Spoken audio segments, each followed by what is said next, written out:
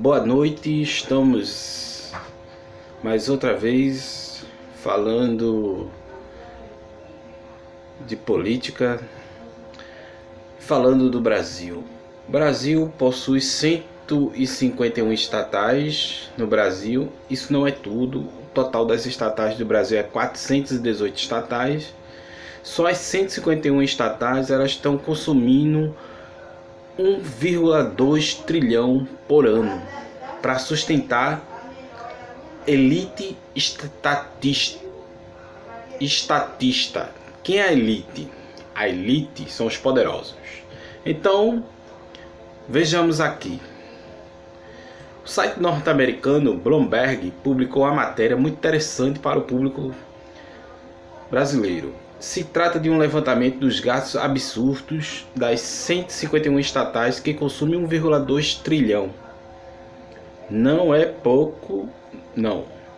Por ano, do dinheiro dos brasileiros pagadores de impostos. O ápice dos gastos exorbitantes se deu durante os últimos 13 anos de governos petistas. O Jornal do Brasil republicou o conteúdo da matéria americana em português. Confira a seguir na íntegra ou leia a original clicando aqui, na internet. Veja. A íntegra da matéria traduzida pelo Jornal do Brasil, matéria publicada terça-feira, dia 26, pela Bloomberg, afirma que o fim está próximo para uma utopia burocrática do Brasil com sua cultura de benefícios. O texto lembra que há 57 anos foi fundada sob a base da concessão de vantagens para atrair mão de obra qualificada do Rio de Janeiro para Brasília. A capital começa a ver desmoronar um sistema que tem como regra o acúmulo de benefícios. Com o déficit fiscal e o consequente aumento da dívida pública, o governo Michel Temer colocou na pauta temas considerados tabus politicamente, relata o Bloomberg: reforma da Previdência, privatizações e corte de benefícios concedidos ao funcionalismo. O Executivo anunciou em agosto o pacote de privatizações de 57 estatais e bens públicos como Eletrobras, Casa da Moeda, Lotex, aeroportos, portos e rodovias. As estatais não entraram no portfólio de vendas, devem apertar o cinto para reduzir o máximo de despesas. Outras medidas divulgadas pelo governo são as reduções do auxílio moradia, do salário inicial de todas as carreiras, além do adiamento por um ano de reajustes já aprovados para várias categorias.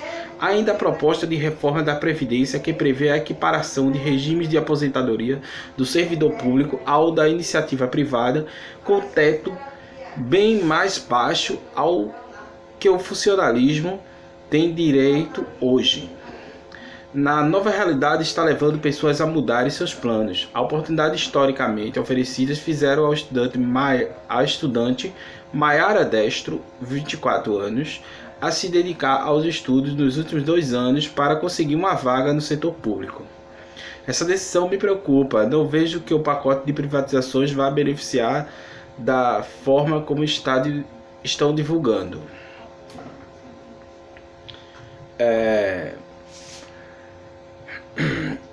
Meu medo é que os direitos fiquem ainda mais limitados. Alguma coisa precisa ser feita. Eu entendo, mas o governo está optando pelo caminho mais fácil e não pelo melhor, avaliou a estudante.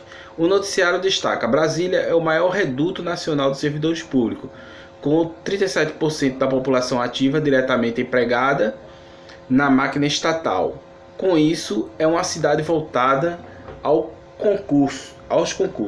Mais do que universidades, a capital federal tem centenas de cursos preparatórios para os mais variados tipos de empregos públicos, de auxiliares administrativos a diplomata. Isso porque estes cargos pagam em média 50% a mais do que um emprego na iniciativa privada. Segundo estudo deste ano, publicado pelo Instituto Brasileiro de Geografia e Estatística, a máquina estatal oferece estabilidade no emprego e benefícios na maioria das vezes superiores aos previstos na Consolidação das Leis do Trabalho (CLT). Legislação que rege os empregados da iniciativa privada, coordenador da rede educacional Alube Franklin Adrejanini, voltada à preparação para concursos públicos, diz que desde o ano passado há uma queda considerável no número de matrículas. Quando o Temer entra, instaura de cara um programa de demissões voluntárias em algumas estatais. Então você já começa a ver uma linha de concursos que começa a morrer, como é o caso dos bancos públicos, afirmou Adrejanini. De acordo com a Bloomberg, o Brasil tem 151 estatais que empregam mais de 500 mil de pessoas, segundo a organização Contas Abertas, comandada pelo economista Gil Castelo Branco, um cão de guarda das contas do governo. De acordo com os cálculos da entidade, estas empresas têm um orçamento de aproximadamente 1,2 trilhão ao ano.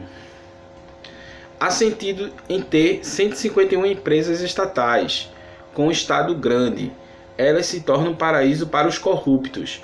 A solução para isso, sem dúvida nenhuma, é a privatização. O Estado brasileiro, e não me refiro só às estatais, é o corporativo e ineficiente, afirmou Castelo Branco. Há casos emblemáticos da cultura de benefícios concedidos aos servidores públicos. Na empresa Brasil de Comunicação, a TV estatal, os funcionários recebem 2 bônus extras de R$1.000 em julho, apelidado de Vale Canjica, e outro no mesmo valor em dezembro, Vale Peru. Na Infraero, os servidores têm Vale Alimentação, Vale Refeição, inclusive nas férias, 2 planos de saúde, além de auxílios babá e combustível.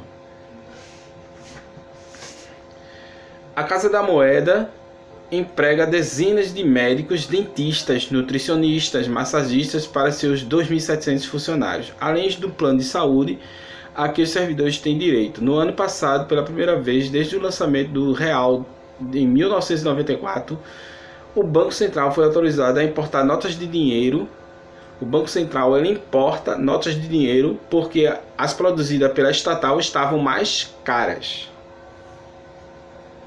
Então o Banco Central estava comprando dinheiro de outras estatais de fora por ser mais barato do que produzir o próprio dinheiro do próprio país, que estava saindo muito mais caras.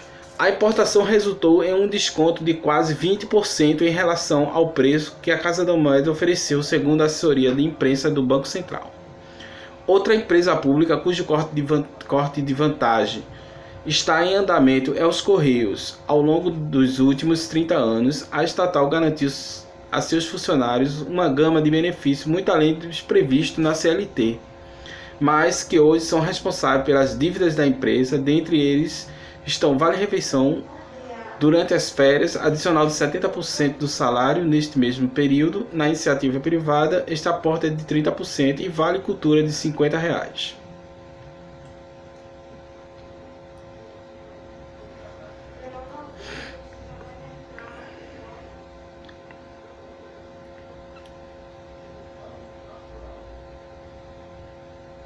Os Correios estiveram na mira da gestão Michel Temer para serem privatizados, mas o quadro do pessoal inchado, os excessivos déficits anuais, a dificuldade de reinventar a tarefa de uma estatal com monopólio de entrega de cartas, um mercado em queda, e a alta despesa com o plano de saúde bancado pela empresa paralisaram a estratégia. O Bloomberg informa que a redução do benefício aos 141.872 funcionários ativos e aposentados está sendo mediada pelo Tribunal Superior do Trabalho por falta de acordo. O plano é gratuito e estendido aos filhos, cônjuges e pais dos servidores, atingindo um total de 399.924 beneficiários. A conta para a empresa, o ano, é de 1,86 bilhão. A direção da estatal propôs a manutenção da gratuidade aos servidores, mais o pagamento de uma taxa para cada dependente. O Sindicato dos Funcionários dos Correios reage à tentativa de modificar o plano de saúde, explica Bloomberg. Argumenta que os empregados da empresa têm os salários mais baixos das estatais federais e que nas negociações coletivas de trabalho eles optam pela concessão de benefícios em troca de reajuste salarial menor.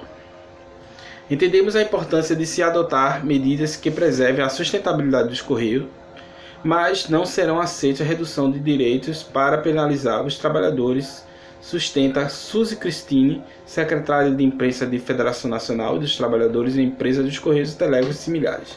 O argumento dos salários mais baixos entre as estatais federais não sensibiliza o presidente dos Correios, Guilherme Campos, que assumiu a presidência no ano passado com a missão de acabar com o déficit da empresa. Podemos simplesmente cortar todos os benefícios, mas não é o correto agir desta forma. Estamos negociando, mas se não houver redução do custo da empresa, o futuro dela é fechar as portas, disse Campos a Bloomberg.